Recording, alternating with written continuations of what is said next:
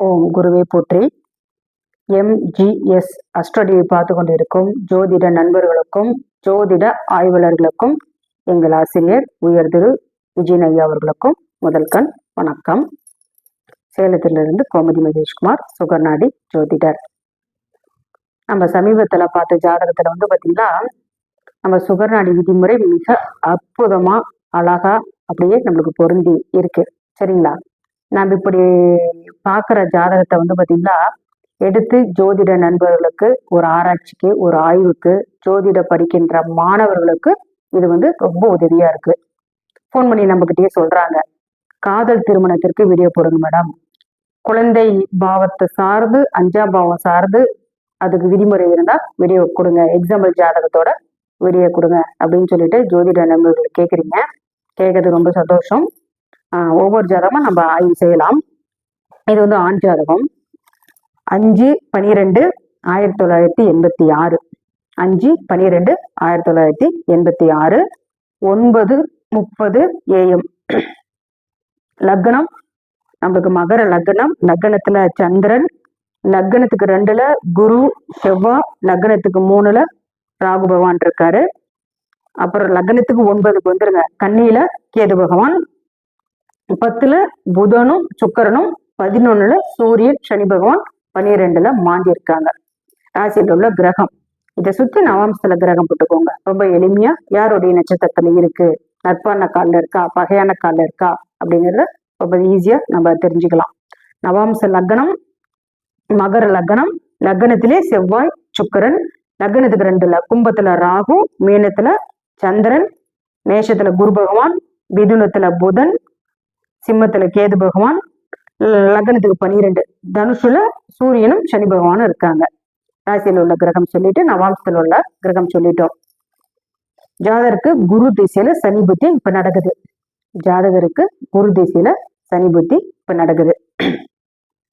ஜாதகர் பாத்தீங்களா, நம்ம கிட்ட என்ன கேள்விக்காக வந்தாங்க அப்படிங்கிறத நம்ம நம்மளுக்கு திசா புத்தி அது நம்மளுக்கு சொல்லி கொடுத்துரும். திசா புத்தி ஜாதகர் என்ன கேள்வி சார்ந்து நம்ம கிட்ட கேட்க வந்திருக்காங்க அப்படிங்கிறத திசா புத்தி சொல்லி கொடுத்துரும்.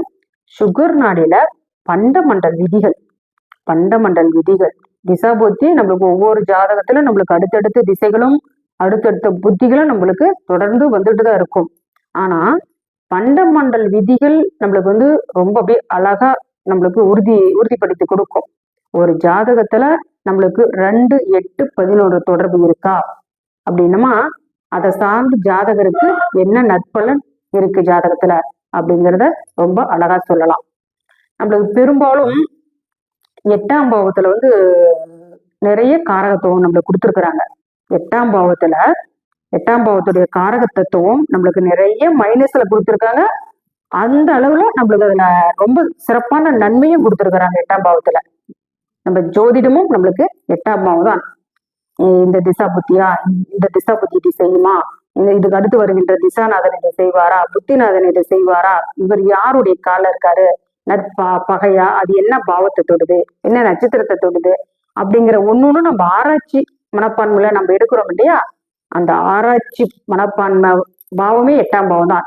ஆராய்ச்சி, அடுத்தடுத்து என்ன தேடுதல், அதை சார்ந்து ஆய்வு செய்யறது, அதை சார்ந்து நிறைய விஷயங்களை தேடி தேடி படிக்கிறது, நம்ம குருமார்களை தேடி அணுகி அவர்களிடம் ஒரு முறை பிரகாரம் உட்கார்ந்து அவருடைய ஜோசியம் கத்துக்கிறது, இது எல்லாமே 8ஆம் பாவம் தான்.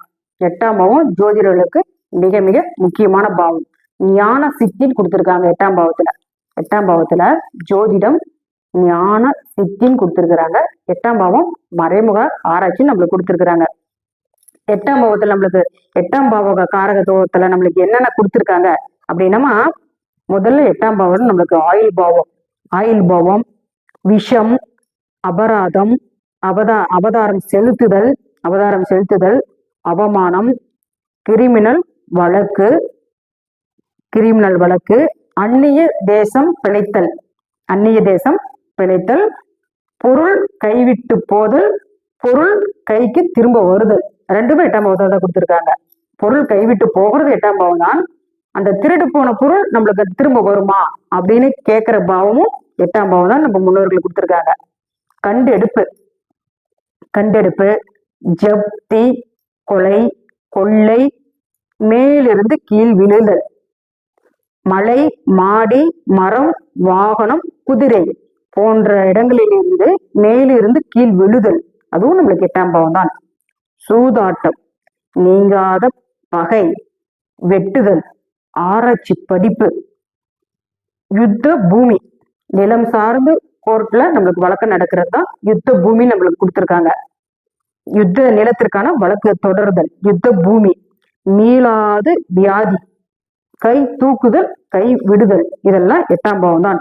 இது நம்மளுக்கு எவ்வளவு காரகம் நம்மளுக்கு மறைமுகமா கொடுத்துருக்காங்க, தீமையான பலன்கள் கொடுத்துருக்காங்க. இதுலயும் மிக அற்புதமா நம்மளுக்கு நல்ல விஷயங்களையும் நல்ல பாவத்தையும் இங்கதான் கொடுத்துருக்குறாங்க. நிறைய நல்ல காரகத்தை தூத்தி இங்க கொடுத்துருக்குறாங்க. கீர்த்தி 8ஆம் இடத்துல கீர்த்தி, ராஜ செல்வம், பெரு வாழ்வு, அதிகாரம், அதிர்ஷ்டம். 8ஆம் இடம் அதிர்ஷ்டம் நம்மளுக்கு கொடுத்துருக்குறாங்க. அந்த ஒரு ஜாதகத்துல எதிர்பாராத அதிர்ஷ்டம், சொத்து, சுகம் இப்படி எல்லாம் நம்மளுக்கு கிடைக்கணும்னா நம்மளுக்கு 8ஆம் பாவத்துல அதிர்ஷ்டம் அப்படிங்கிற ஒரு பாவம் நம்மளுக்கு சிறப்பா இருக்கணும் அப்படிங்கறதான் 8ஆம் பாவத்தினுடைய பாவகாரக தத்துவத்துல நம்மளுக்கு கொடுத்துருக்குறாங்க. இப்ப நம்ம ஜாதக ஆய்வுக்கு வரலாம். ராசி கிரகம் சொல்லியாச்சு, நவாம்சத்துல சொல்லியாச்சு, குரு திசையில சனி புத்தியில் இந்த ஜாதகருக்கு நம்ம சொல்லிட்டோம். ஜாதகரும் ஜாதகருடைய மனைவி நம்ம கிட்ட ஜாதகம் பார்க்க வந்தாங்க. நம்ம ஜாதகத்தை நம்ம கணிதம் செஞ்ச உடனே லக்ன புள்ளிக்கு என்னென்ன பாவம் தொடர்பு வருது, லக்னாதிபதிக்கு என்னென்ன பாவம் தொடர்பு வருது, இப்ப நடக்கிற திசா புத்திக்கு என்னென்ன பாவம் தொடர்பு வருது அப்படிங்கிறத நம்ம அழகா எடுத்து வச்சுக்கணும்.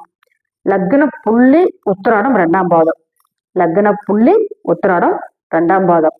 அந்த உத்திராடத்தின் அதிபதி சூரியன், அவர் இந்த லக்னத்துக்கு 8ஆம் அதிபதி. இந்த லக்னத்துக்கு 8ஆம் அதிபதி. இந்த லக்னாதிபதி சனி பகவான் 11ஆம் பாவத்துல இருக்காரு. லக்னாதிபதி சனி பகவான் 11ஆம் பாவத்துல இருக்காரு. அவரு லக்னாதிபதி பிளஸ் 2ஆம் அதிபதியும் அவரே. அப்ப இந்த ஜாதகருக்கு என்ன தொடர்பு வருது அப்படின்னு நம்ம எடுத்தோமா, லக்னம் 2, 8, 11 பண்டமண்டல் விதி சுகர்ணருடைய சூட்சமே இதாங்க சார்.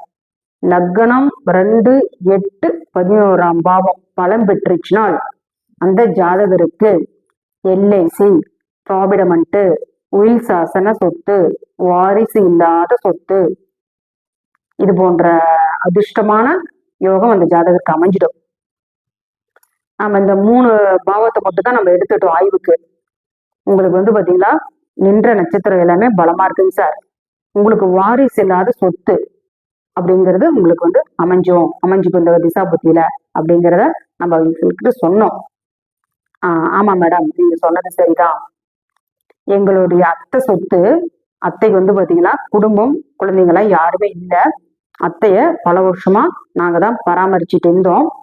அத்தை பாத்தீங்கன்னா சேலம் மாவட்டத்துல ஒரு மெயின் ஏரியாவை சொன்னாங்க. அந்த ஏரியாவுல பல அவங்களுடைய உழைப்பாளிய பல கடைகள்ல பாத்தீங்கன்னா சம்பாரிச்சு உற்பத்தி பண்ணாங்க, வாடகைக்கு விட்டாங்க.